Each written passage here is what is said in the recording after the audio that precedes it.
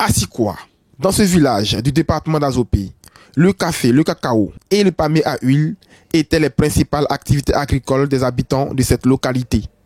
En 1997, l'agriculture fait sa grande apparition dans le village, par le biais de celui qui plus tard devient chef du village. J'étais en fonction à Dengira, un village d'Alépé, et j'avais comme ami le chef du village qui était un ancien gendarme à la retraite, Kishi, Célestin. Et une fois je suis allé chez lui, il m'a fait sortir un bulletin. Et il m'a fait savoir que ce bulletin-là, c'est mensuel. J'ai vu vraiment ce qui était sorti dessus, c'est vraiment très intéressant. J'ai dit, mais tiens, comment ne pas faire partie de ce produit-là chez moi aussi? C'était en 1997. Je suis venu, j'ai réuni un groupe, je leur ai parlé de ça et ils m'ont dit, mais comment allons-nous faire pour avoir les grains? Et comme un village, Lobo-OP, 14 km d'ici, on avait dit que ouais, il y avait les plantations là-bas et donc j'ai donné de l'argent à 2 jeunes qui sont partis à vélo, aller nous acheter 3 sacs de grains. Et quand c'est venu, j'ai eu à repartir, à partager aux volontaires, à ceux qui vraiment veulent le faire. Et c'est comme ça que c'est parti. Quand on a fait ça, on a fait venir des gens qui savent greffer, qui nous ont fait le greffage. Et c'est à partir de là que c'est parti. Au dit du chef du village, la culture de l'EVA lui a rapporté beaucoup de dividendes.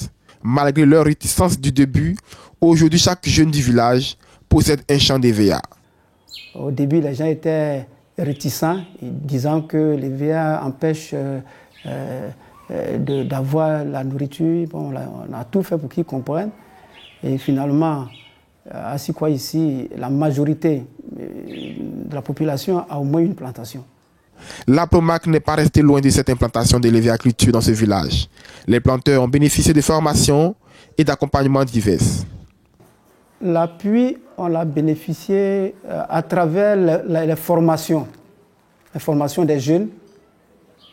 La formation des jeunes, ils nous ont donné la possibilité de faire former les jeunes seigneurs.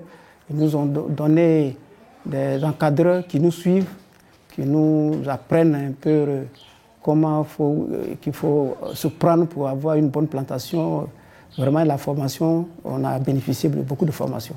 Et, une année, ils nous ont envoyé des pépinières qu'on a distribuées, je peux dire gratuitement, à la population. La construction d'infrastructures liées à la commercialisation de la production, tel est le vœu cher aux producteurs de la localité, vu la quantité importante de caoutchouc qui sort de cette zone. Et il y a assez de plantations, il y a assez de production qui sort ici. Nous, on souhaiterait que la PROMAC ou bien la structure indiquée puisse vraiment nous faire un pont ici. Nous faire un pont bascule, qu'on puisse vraiment éviter les déplacements. Et puis, s'il y a un pont, il va y avoir moins de pisteurs. En plus du pont bascule, les planteurs du village d'Assikwa souhaitent que le pays passe de la première à la deuxième transformation, un souhait déjà clairement exprimé par le premier responsable de la filière, le président de la PROMAC, Eugène Clément, lors du sommet mondial virtuel sur le caoutchouc, Abidjan 2021.